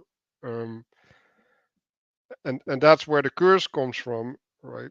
Or, and that curse is connected to the fall as well, right? Like maybe we can also put this frame on the garden, right? Because, like, you have Adam and Eve, right, as the bull and the lion, and then you have the tree upwards, and then you have God on top of the tree. Mm. And so they're on the bottom, right, at the bottom of the tree, which is basically mediating for them, and they mess with the mediation as well. Mm-hmm. Yeah, and I think some of the church fathers have talked about, and I think Matthieu also subscribes to this as well, that the like the tree of the fruit of life, and then also the tree of the knowledge of good and bad are the same tree, but they're different like parts of it, and that in order to kind of go higher up, there is kind of there is that intermediary structure that is supposed to be kind of, you're supposed to be invited into it, but then you reach for it and then you get cast out. And that by kind of trying to take the thing that is, naked, just like kind of right there, easily seized, that you yourself become naked and vulnerable. And I actually just saw this earlier today, and I'm still kind of like crawling my way through the Acts of the Apostles. And there's this part where there's the seven sons of Sceva, the Jewish priests, are trying to conduct an exorcism, but they're not in union with the church, but they're trying to do it and like use Jesus's name to cast out these demons. And that the response that they get while they're trying to go, they're like, oh, let's see if we can just use this to do our job. And the evil spirit answers them and says, Jesus I know and Paul I know, but who are you? And then it says, the man in whom the evil spirit was in leaped on them, overpowered them, prevailed against them, and they fled out of that house naked and wounded. So they leave like, red and clothesless as a result of trying to seize the name, without the proper authority.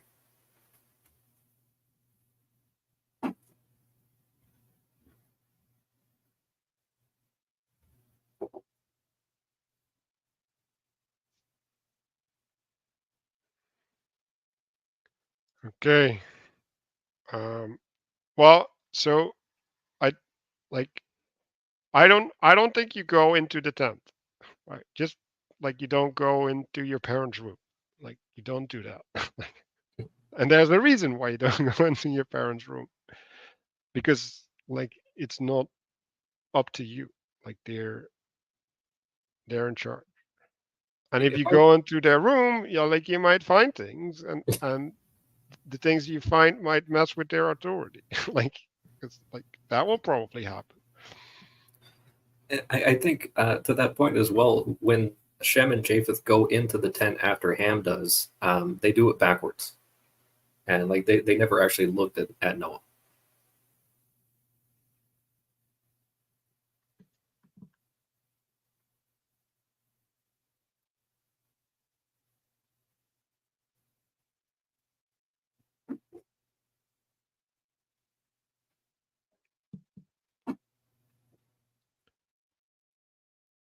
Yeah. So one thing I might disagree with what you said is, like, I think Shem, right, is, if you flip the graph here, right, like, basically Shem is the mediator. So Shem is above Japheth and Ham, right?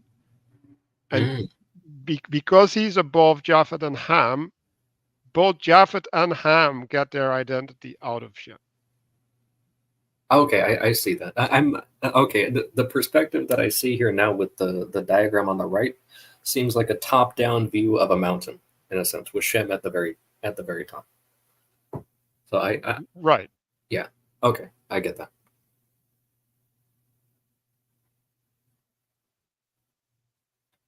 Or a pyramid, maybe, but yeah. Mhm.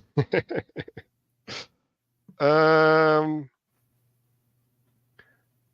Yeah, I had a note with the tithe unto you, right? This is after Jacob had slept, right? He took the stone from under his head, he set it up as a pillar, right? Which is the connection, right? And so now he, as an individual, right? Like there's a mediation coming at him from God, and he's now taking the role of the bull and the lion. And the stone I set up here, a pillar of God's, as a pillar shall be God's house, right? So that's a throne in some sense. Um, everything you give me, I will tithe unto you, right? And so this, another way to describe this is like he's establishing a bond, right? And in that bond, he's recognizing the source, right? And in some sense, that stone is a testimony to that, right? And is the thing that allows him to be in that relationship, because I think I think that's maybe also important, right? Like, so when I say like we should reflect on how we participate in these patterns, right? Like right now, but also like in our lives, right? And and so part of it is the tithing, right? Like part of it is uh, the active remembrance of that you're partaking in that relationship. And I've been thinking a lot about subscriptions and stuff, right? Or rent, right? You automate your rent. So if you automate your rent, you're you're no longer participating in the transaction of being a renter, right? and and on the other side of the equation, if you just get you have a property of 10 people and you don't meet them to receive the rent, right, and to do the ritual of tithing, then you break something in the relationship. And can you be a good landlord at that point, or can you be a good renter? Because I don't think so. And the same is with subscriptions to like a magazine or whatever, right? Like if you Mark did a revivification live stream yesterday, right? Like what is this tithing, right? Like why does my church at least make a big deal about tithing every every month, right? Like a lot of people, they actually put it in a newspaper or newspaper in an envelope and bring it to the altar. And every service we bring a seed to the altar. And there are times that we're really intentional about, like, okay, with this seed we request something of God, right? Like, so in the act of offering up this money, like we are asking for God in return to do something in our lives, right? And so like what is this, right? Like this is the solidifying of the bond, right? Like it's the imbuing things with a quality. And if you don't embody these patterns, if you don't live them out, they will atrophy, right? Or they will never develop, right? Because like if you're born in this age, like you never held physical money that you handed over to another person, right? Like that, that's possible. So if you're not participating in all of these things, then you can't have these qualitative and therefore transformative, right? Because you're receiving as well in these things, right? Like you're getting direction, your identity gets formed. And then, right, like there's a second thing, right? Like, so there's an intentionality that you can adopt in in these transactions, right? And so that's the mediatory role, right? This is like, well, what does it mean that I give money to you? Like, shouldn't you fix the toilet or like add some awning so that I can have shade so I can like open these crazy things behind me, right?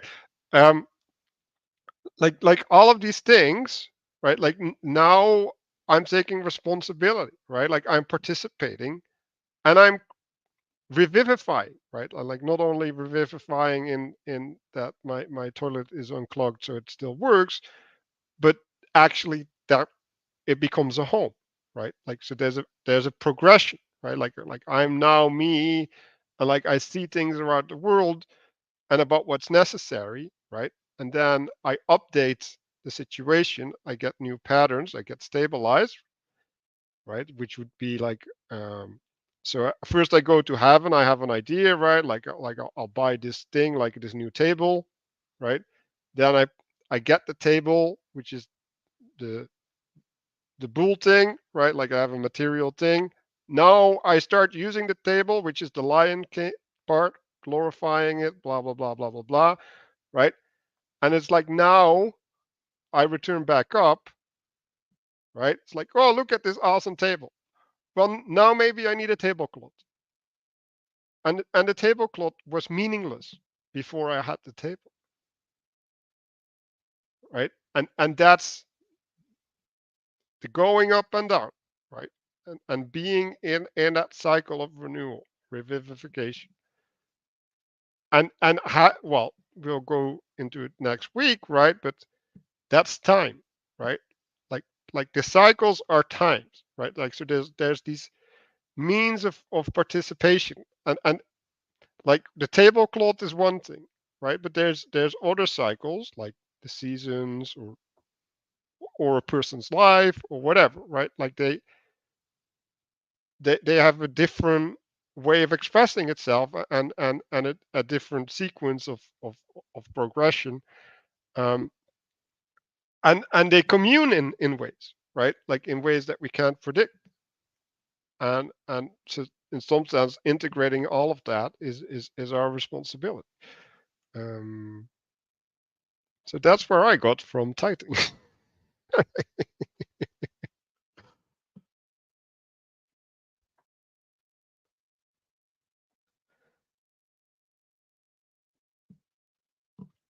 um,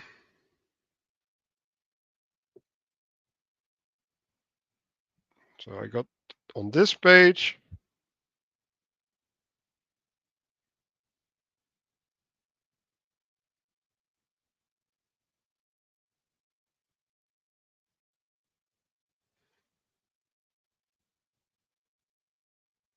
I guess so. I've been, as you were talking, I was thinking about this concept of power as being an allocation of, or tithing is an allocation of power. And I was thinking about what constitutes power. And I think like there's different relationships that you can have because there's a Red Riding Hood narrative where if I'm a wealthy person, if I write a $1 million check to save the children's fund and that's all I do, it's a different relationship than even if I work a minimum wage job, for example, and have a consistent binding to some local group.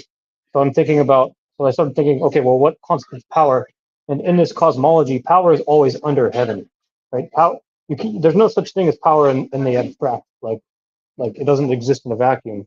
The concept of power itself, your power exists as a union between heaven and earth. I don't know how that's not very super clear, but uh, I don't know if you're trying to I don't know if you understand what I'm trying to say there. I think Mark has a definition that I think works with what you just said. That he a lot of times describes power as kind of coming from below, as it's time, energy, and attention focused towards something, and it seems like focus towards something up. So there is that kind of union of okay, I'm looking at something, and then I am now kind of raising up towards that. And so there's something that it's almost as though writing a $1 million check it's almost like that's we need another word besides power to describe such a thing. Maybe like just influence, maybe. Well, but well, like money is potential, right? Um, so there you can tithe in some sense by just like doing service, right? Like cleaning the church. like like you can tie it with your time and energy, right? Um, but like in some sense, power is the thing that makes things move, right? And the problem with money is that it doesn't have uh, a distinct movement, right? Because it gets translated into value in different means at different places, right? So it's like when I look at these insane yachts that get bought, right? Like the material value of that yacht is not what is being paid for it, right? Like these things are like overly expensive because like for its functionality, right? Like something way less should suffice. So so the value of money is in the person spending it, right? And like what are they buying? Well, they're buying also prestige, right? And whatever, right? So like if we look at churches, right, and like when they're decorated or they have like insane art in there, like a part of art is is the offering up of uh, skill, right? Like it's actually it, it's a power in into beauty and into glory, right? Like so like the beauty is there to glorify. Um, and so like yeah, like if you give money, like the money is meaningless, right? Like if the money goes into rent, like it doesn't manifest anything, right? Like it just sustains what is. While if the money goes into I don't know, like evangelism effectively, or the production of something communal, then it has a transformative quality, right? So you the direction of power, right, is important. Um, and I like this idea of eating the bull, right? So like I had this thing. There's two movements happening in this graph, right? Like so one is up and down, right, which would be the tiding and the informing with authority, right? But then it's also the lion and the bull, like they have an interaction, right? And like if you look at the bull as basically providing the sustenance, right, for the lion to eat so that it can bring it back up, right? Then uh, someone needs to care for the sustenance, right? Like the sustenance needs to be made with the right authority, right? So like the shepherd needs to have enough sheep so that the feast can be had, right? And if the lion is eating something that is not uh, imbued by authority, right, then it's cannibalizing, right? Like it's eating outside of its purview, right? Like in some oh my maybe we could map the that in a sense on this one actually, but there's a gluttony element, right? Like if the lion is overeating, it becomes parasitic. And then it's no longer using the authority to manifest things, but it's self-manifesting in some sense, right? Like now it's also self-naming, um, and then you spin out. Um, Yeah. I think money is like a lever for the body to use and pull to accomplish other things with its time, energy, and attention. Money in amount. the exchange of money. Yeah, it is amount. It allows you to travel and in time, right? Yeah.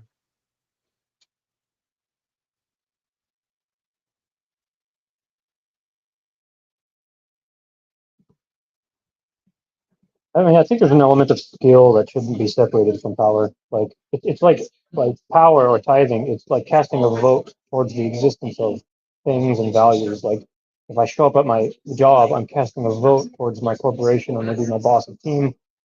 And when you tithe your time, energy, and attention, you're co-manifesting the world, right? So I think again, like some people have more power than others, and there are things that you can do to gain more powers, but I think divorcing power from skill and responsibility is something that ought not to be done.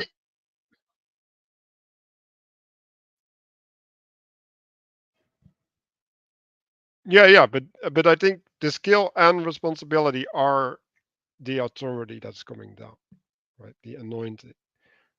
So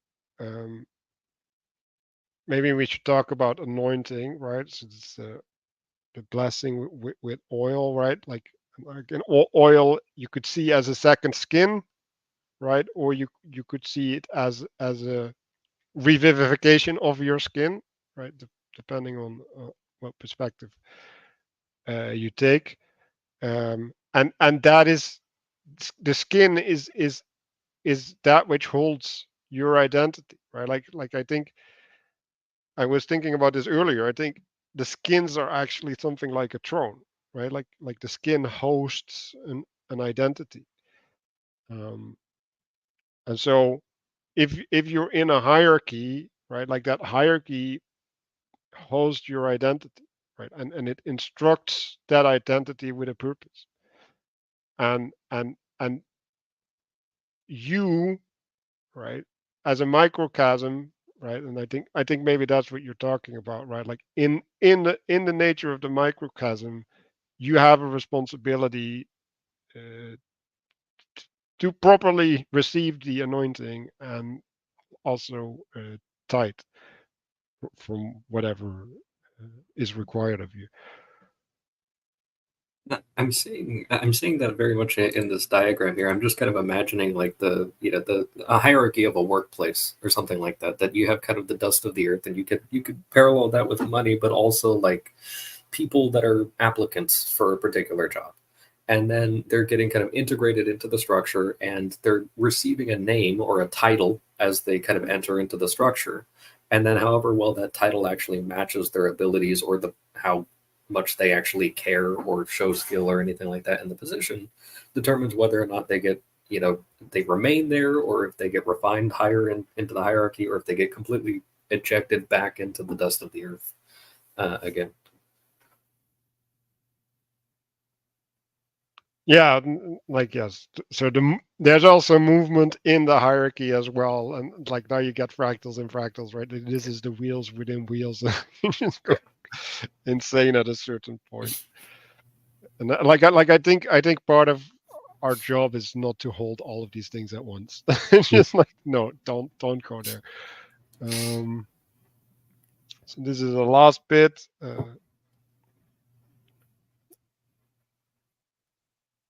Join Jacob anoints lowers heaven, which is the pillar that will host the presence of God. And then he promises to offer up his tithes, raise the earth in exchange for a higher identity. Right? And like, yeah, so in some sense, right, like it's maybe important to see, right? Like, so he only gets to have this identity as a consequence of God, right? And the hosting of that, right?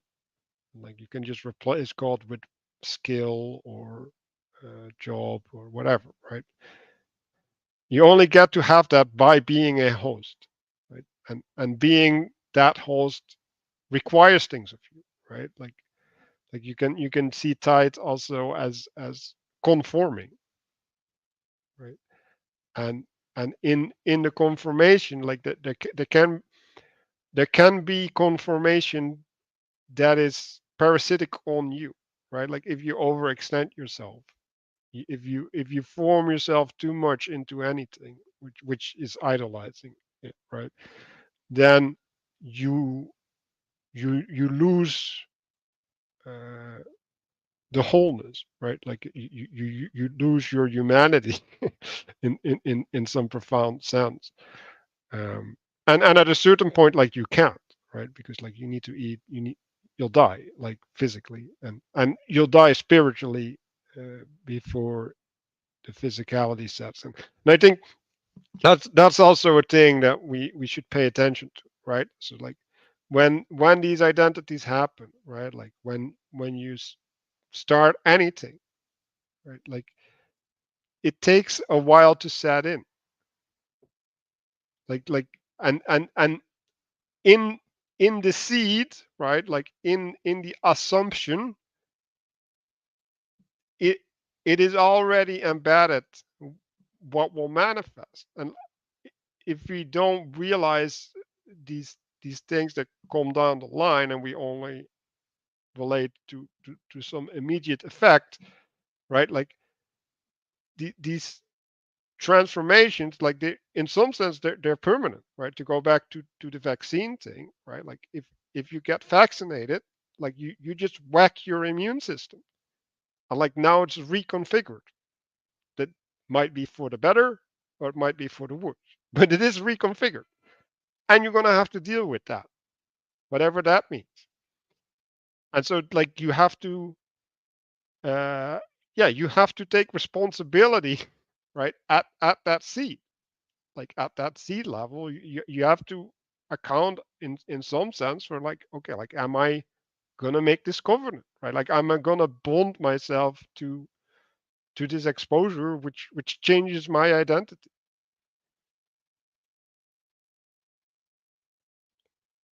Um,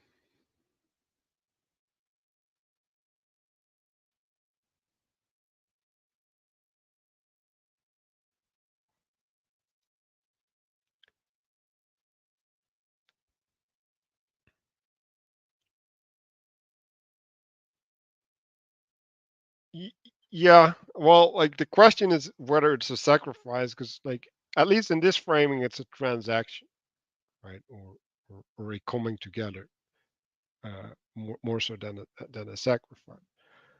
Um, although you could also frame like that the transactional nature is also there in the sacrifice itself, depending on how you look at that word. Yeah, I think are we done? I'm I think it's satisfied with that. a good time and a good place to stop, because we'll go to part 4, time and space. We'll read the first 5 chapters of that to 35, so that we'll not run out of contact. I think there was a lot of reflection on taking the perspectives of these embodiment. I hope everybody had a lot of insights. So I want to invite everybody to look up, close their eyes, and give it like a minute to seep in. And I want to say thank you for watching, and I hope you'll leave comments to the people watching, and see you next week.